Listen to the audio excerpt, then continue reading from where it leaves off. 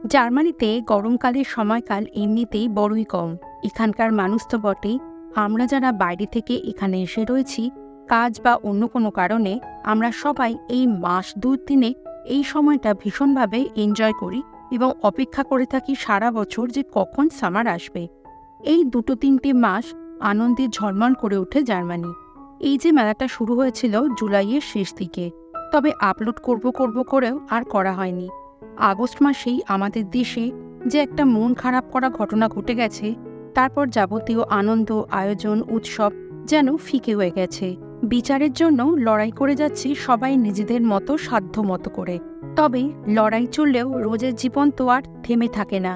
এও তো আর এক লড়াই, বেঁচে থাকার লড়াই, নিজেদের পরিবার, আশেপাশের মানুষকে নিয়ে জীবনে এগিয়ে যাওয়ার লড়াই। তাই অবশেষে একটু একটু করে ফেরার চেষ্টা করছি কাজের মাঝে। নমস্কার, আমি রনিতা, আমি জার্মানিতে থাকি। আর জার্মানির জীবনযাপন, পরিবেশ আরও অনেক অনেক না জানা গল্প আপনাদের সাথে শেয়ার করে নিতেই আমি সাধারণত ভিডিও বানাই। আমার বাকি ভিডিওগুলো আপনারা চেক করতে পারেন। যদি ভালো লাগে চ্যানেলটাকে সাবস্ক্রাইব করে দেওয়ার অনুরোধ রইল। তাহলে চলুন আজকের এই ভিডিওটা একদম সময় নষ্ট না করে শুরু করে দিই এবং নতুন নতুন কিছু জিনিস আপনাদের সাথে আজকে শেয়ার করি।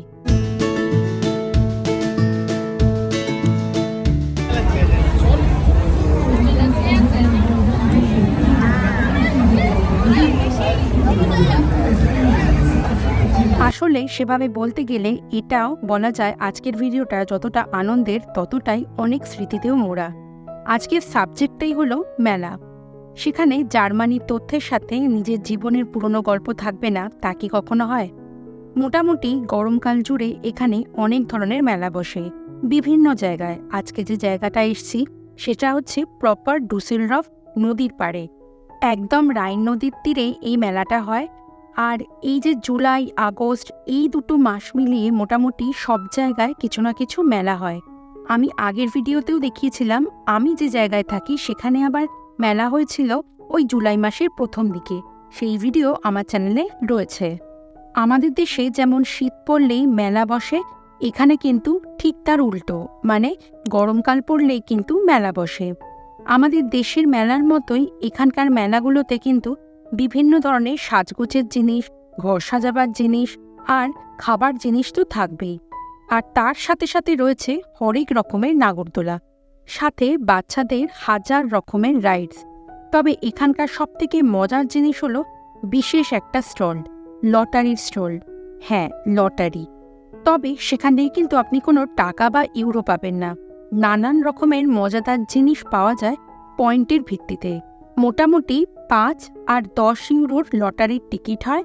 সেটা দিয়ে ধরুন 5 ইউরোতে আপনি 10টা কার্ড পাবেন, আর 10 ইউরোতে প্রায় আপনি 40টা কার্ড পাবেন। তো প্রথম ভাবতাম 5 ইউরোই নেব, কিন্তু এটা এতটাই আর কি আপনার মন ঘুরিয়ে দেবে, আপনাকে 10 ইউরোর জন্য কার্ড কিনতেই হবে।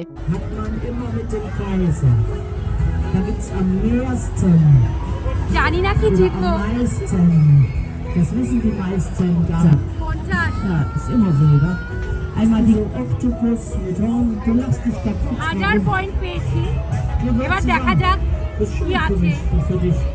আমি মোটামুটি ওই 10 ইউরোর যে 40টা বান্ডিলের কার্ড হয় সেটাই কিনে নিয়েছি। সেটাই এবার ছিঁড়ে দেখব যে কত কি পয়েন্ট পেলাম। কিছু কিছু কার্ডে কিন্তু বেটার লাক নেক্সট টাইম লেখা থাকে। ওদিকে আজকে আমাদের সঙ্গী মৌবনির ফ্যামিলি, তো মৌবনিরা প্রথমে কিন্তু 5 ইউরো দিয়ে টিকিট নিয়েছিল, তারপরে কিন্তু আবার 10 ইউরো দিয়ে টিকিট কিনেছে। বিশ্বাস করুন, এই খেলাগুলো কিন্তু আপনাকে মানে একবার খেললে আপনার কিন্তু মন ভরবে না, মনে হবে আবার খেলে যাই। তো যেহেতু আমার কার্ডগুলো যোগ করে মোটামুটি 1000 পয়েন্ট হয়েছে, তো আমি ওখানে যিনি রয়েছেন তিনি আমার কার্ডের মধ্যে লিখে দিলেন 1000 পয়েন্ট। তো সেটা নিয়েই যে গিফট দিচ্ছে তার কাছে গিয়ে আমি উপস্থিত হলাম এবং সে আমাকে অপশন দিল যে 1000 পয়েন্ট পেলে তুমি এই জিনিস নিতে পারবে। তো সব কিছু দেখে টেকে মনে হলো এই আনারস মানে পাইনঅ্যাপেলের যে টেডি বিয়ারটা সেটা খুব মিষ্টি দেখতে, ওরকম খুব একটা নেই আমার কাছে। আর এগুলো তো বেসিক্যালি স্মৃতি, তো এটা বেশ ভালোই লাগছে। চিকাকেও দেখালাম, চিকাও কিন্তু বেশ হ্যাপি। এখনও সেভাবে কিছু বুঝছে না, কিন্তু দুদিন পরে যখন বড় হবে যখন এটাকে দেখাবো প্লাস ছবিও দেখাবো তখন বুঝতে পারবে এবং ওর ভালো লাগবে। লোকে জানেন এখানে দাঁড়িয়ে দাঁড়িয়ে মোটামুটি 40-50 ইউরো খরচ করে, এবং যত ইউরো আপনি খরচা করবেন তত বেশি কার্ড পাবেন, তত পয়েন্ট পাবেন, এবং এখানে যে বড় বড় টেডি বিয়ারগুলো রয়েছে সেগুলো কিন্তু আপনি বাড়ি নিয়ে যেতে পারবেন। দেখা যাক পরের বছর আরেকটু বেশি খরচা করব যদি এর থেকে একটু বড় কিছু পাওয়া যায়। চলুন এবার সামনের দিকে যাওয়া যাক। ও হ্যাঁ, মৌবনীরাও কিন্তু এখান থেকে 1000 পয়েন্টই পেয়েছে, আর সেখান থেকে এই পাইনাপেল মার্কা সুন্দর একটা টেডি বিয়ার নিয়েছে। আর ওদিকে দীপাঞ্জনের খুব খিদে পেয়ে গেছিল বলে এখান থেকে মাশরুম নিয়েছে, তার সাথে আবার একটু মায়োনিজ দিয়েছে। তো এটা না খুব সুন্দর খেতে, এই মিয়োনিজের সাথে জানি না মাশরুমে একটা সস দেয়, খুব সুন্দর খেতে, একটা বলতে পারেন এক ধরনের মাশরুম কারি। তো এটা মেলাতেই পাওয়া যায় আর খেতেও বেশ ভালো লাগে। এদিকে চিকা কিন্তু এত লোকজন, এত সুন্দর হ্যাপিনিং জিনিসপত্র দেখে আর প্রেমে থাকবে না, শুধু মেলায় পাগলের মতো ঘুরে বেড়াচ্ছে। তাই দীপাঞ্জন ওকে একটু কোলে তুলে নিয়েছে যাতে মেলায় ওরকম ছুটিটা ওর একটু বন্ধ হয়।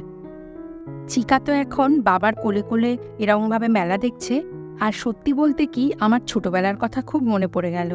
ওই ছোটবেলায় সবাই মিলে যখন মেলায় যেতাম, যখন পা ব্যথা হতো তখন বাবা মা কোলে তুলে নিত। ছোটবেলার এই একটা দারুণ মজা। মেলাতে আসবো আর শুধু এক ধরনের খাবার দাবার খেলে কি হয়? জার্মানির এই ধরনের মেলায় এত ধরনের খাবারের স্টল বসে, জাপানিজ কোরিয়ান খাবার সেগুলোও থাকে। তো এখান থেকে কোরিয়ান কাউন্টারের যে দোকানটা রয়েছে সেখান থেকে গরমাগরম কর্ন ডগ নিয়েছি। তো কলকাতায় এটা খেয়ে দেখেছি, খুব একটা টেস্ট আমার ভালো লাগেনি, তবে এখানে এটা কামড় দেওয়ার পর বুঝেছিলাম খেতে কিন্তু এটা দারুণ টেস্টি। এটার মোটামুটি দাম পড়েছে ওই 4 ইউরো মতো। 4 ইউরো মানে ধরুন ওই 400 টাকার কাছাকাছি, 400 নয় তার থেকে কমই পড়েছে, ওই 350 টাকার মতো। এটা হচ্ছে সেই কোরিয়ান কর্ন ডগ। এই কেমন খেতে?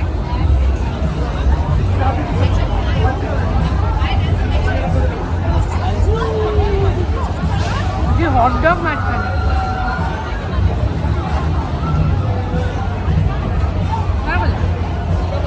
একে বাঙালি, তার উপর আমরা মেলায় এসেছি আর শুধু এই কর্ন ডগ এইসব খেলে হয়? এদিকে তন্ময়দা, দীপাঞ্জন আর ইভু এরা সবাই নিয়েছে বার্গার। তো বার্গারটা ছিল ভীষণ টেস্টি, কিন্তু আমি যেহেতু কর্ন ডগ খাচ্ছি সেজন্য আর বার্গার খেলাম না। ওদিকে মৌবনী আর আমার ছেলে দুজনে মিলে খাচ্ছে ফ্রেঞ্চ ফ্রাই। দেখছেন চিকা কত মজা, সে ওই ফ্রেঞ্চ ফ্রাই মানে জার্মান ভাষায় ওটাকে পমিস বলে, হেব্বি এনজয় করছে। সত্যি আমার সেই ছোটবেলার কথা মনে পড়ছে। ছোটবেলায় মেলায় গেলে ওই যে জিলিপি বা সিঙ্গারা বা এগ রোল এগুলো এত মন টানতো, মানে শুধু মনে হতো এই খাবো না ওই খাবো। আর মেলায় গেলে এত পেট ভরে যেত, বাড়িতে এসে আর সত্যিই কিছু খাওয়া যেত না। আমরা আজকে এখানে যা যা খেয়ে যাচ্ছি মনে তো হয় না বাড়িতে গিয়ে আর কিছু খেতে পারবো। এখন অলরেডি বাজে প্রায় 7:30টার মতো। মেলার আমি অনেক কথা আপনাদের সাথে শেয়ার করলাম, আর একটা জিনিস সেটা শেয়ার করতে চান, সেটা হচ্ছে এখানে বিয়ার খাওয়াটা কিন্তু, শুধু বিয়ার নয়, বিয়ার বা ওয়াইন খাওয়াটা কিন্তু এখানে বাইরে লিগাল। আমাদের দেশে যেমন এটা বাইরে চট করে খাওয়া যায় না, এদেশে কিন্তু মেলা হলেই বিয়ারের স্টল বসে, ওয়াইনের স্টল বসে, এবং আপনি 18 বছরের যদি ওপরে হন আপনি কিন্তু লিগালি এটা খেতে পারবেন, আপনাকে কেউ বারণ করতে পারবে না। এবং এদেশে এটা কিন্তু মানে এটা একটা কালচার, বিয়ার কালচারটা কিন্তু খুব একটা স্বাভাবিক ব্যাপার। আমি যখন প্রথমবার জার্মানিতে এসেছিলাম এটাতে একটুখানি অবাক হয়েছিলাম, কারণ আমাদের দেশে তো এগুলো সচরাচর দেখা যায় না, বা বিশেষ করে মেলাতে। তো এদেশে এসে দেখতাম মোটামুটি সবার হাতে একটা করে হয় বিয়ারের গ্লাস বা ওয়াইনের গ্লাস বা বিয়ারের ক্যান, এগুলো মোটামুটি থাকতো। তো এগুলো এখানে কিন্তু খুব নর্মাল ব্যাপার। তবে হ্যাঁ, 16 বছরের নিচে যদি কেউ বাচ্চা যদি বিয়ারের দোকানে গিয়ে বিয়ার বা ওয়াইন চায়, তাহলে কিন্তু তাকে ওইভাবে বিয়ার বা ওয়াইন সার্ভ করা হয় না। যদি তার সাথে কেউ বড় থাকে, যার বয়স 16 বছরের বেশি বা অ্যাডাল্ট, সে যদি তার সাথে থাকে বা তার বাবা মা যদি তার সাথে থাকে, সেক্ষেত্রে কিন্তু তাকে সার্ভ করা হয়। তবে 12 বছরের নিচে কিন্তু একদমই নয়। মানে কোনো বাচ্চা গিয়ে কিন্তু দোকানে বা এরকম মেলাতে গিয়ে মোটেই বিয়ার বা ওয়াইন গ্লাস কিন্তু আপনি দেখবেন না। এদিক থেকে কিন্তু জার্মানি বেশ স্ট্রিক্ট। মেলাতে অনেক রকম খেলার তো বিভিন্ন ব্যবস্থা থাকে। এদিকে ইভু এসেছে, এটা একটা দারুণ মজাদার খেলা। এখানে আপনার হাতে গোল গোল রিং দিয়ে দেওয়া হবে, ওই গোল গোল রিংগুলোকে ছুঁড়ে ছুঁড়ে ওই গিফটের মধ্যে দিয়ে ফেলতে হবে এবং প্রকৃতভাবে গলে গেলে তবেই ওই গিফটটা আপনি পাবেন।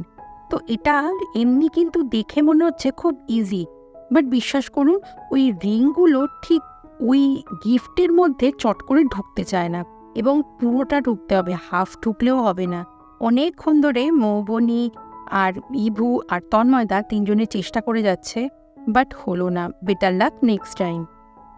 সত্যি বলছি, এই মেলাতে এলে কিন্তু আপনার প্রচণ্ড ভালো লাগবে। এত হ্যাপেনিং, এত কিছু, সব ধরনের মানুষজন থাকে, সব রকমের মানুষজন থাকে, সব বয়সের মানুষজন থাকে এবং নিজেরা নিজেদের মতো করে আনন্দ করে।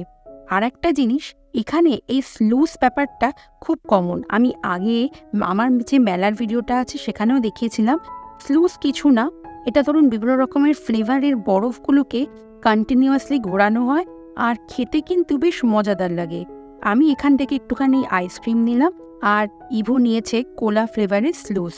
তো চলুন, বেশ রাত্রির হয়ে গেছে, এবার কিন্তু আমাদের বাড়ি ফিরতে হবে। আর যত সন্ধে হয়ে রাত্রির দিকে গড়াচ্ছে, আলোগুলো জ্বলছে, কি ভালো লাগছে। সত্যি মনটা না ভীষণ ভালো হয়ে যায়। জানি সকলেরই খুব মন খারাপ এই সময়, তবু আমাদের তো হেরে গেলে চলবে না, মনকে দুর্বল করলে কিন্তু চলবে না। সব কিছুর সাথে সাথে অল্প অল্প করে নিজেদেরও বদলাতে হবে আর ভালো থাকতে হবে। ভালো থাকতে পারলেই তো হাতে হাত মিলিয়ে জোর গলায় নিজেদের অধিকার ছিনিয়ে নেওয়া যাবে। আজকের জার্মানির এই মেলার ভিডিও দেখে আপনাদের কেমন মনে হলো? কি কি জিনিস সেম লাগলো দেশের মতো, আর কি কি জিনিস নতুন জেনে আপনারাও কিন্তু বেশ অবাক হলেন, সেটা কিন্তু অবশ্যই কমেন্ট সেকশনে জানাবেন।